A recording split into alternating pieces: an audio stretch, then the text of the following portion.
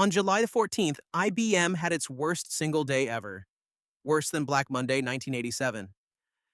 $290 down to about 217, roughly $70 billion gone in one session. And here's the strange part. IBM did not report a collapse. Operating earnings missed by 2.7%. That tiny earnings miss erased roughly $70 billion. So, which is it? Is IBM broken, or is it finally cheap? One caveat stated once, these are IBM's own words.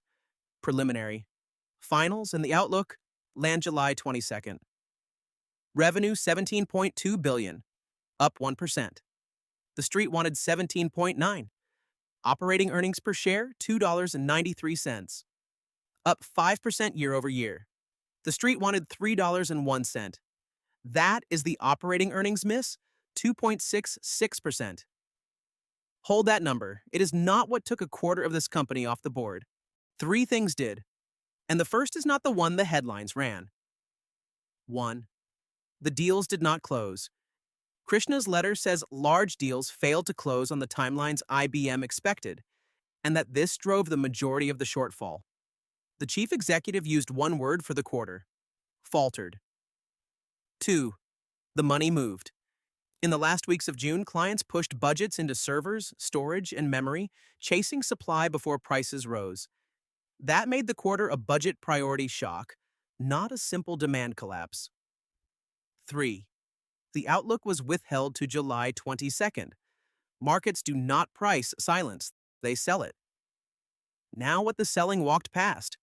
Operating pre-tax margin expanded. Free cash flow $4.8 billion year to date. Red Hat accelerated to 11%. Distributed infrastructure had its best quarter on record, up 37%. The business did not break. The forecast went missing. IBM gave no forecast, so the model uses none. 3 lenses, delivered results only. Lens 1. Cash earnings. IBM's 5-year average is 17.3 times. Put that on trailing EBITDA of $16.6 billion, net out the debt, and you get $244. 45% of the weight. Lens 2.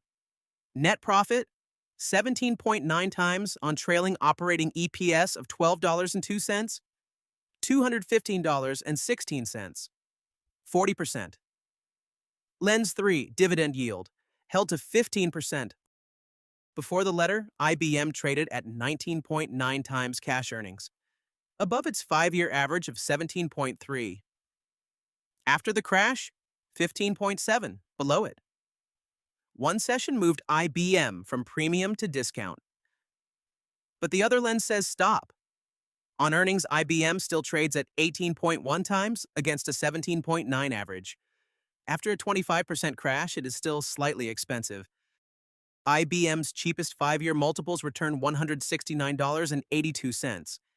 Its richest return $310.61. Wall Street is no tighter. On July the 14th, one firm cut its target to $191. The same day, another lifted its target to $350. July 22nd settles it.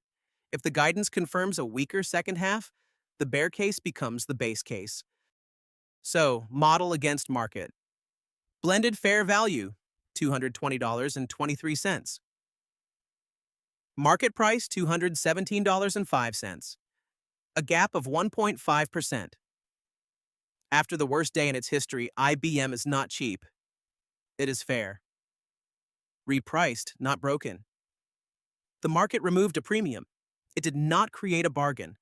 And when the model lands 1.5% from the tape, valuation is no longer the argument. July 22nd is the argument. So the rule splits. A risk-averse investor has no valuation edge here and waits for the guidance that caused the crash. A risk-tolerant investor is not buying a discount. They are betting the June deal slippage reverses in Q3. If this made IBM's crash make sense, subscribe, tap the bell, and give the video a thumbs up. It really helps support the channel. This is the valuation verdict.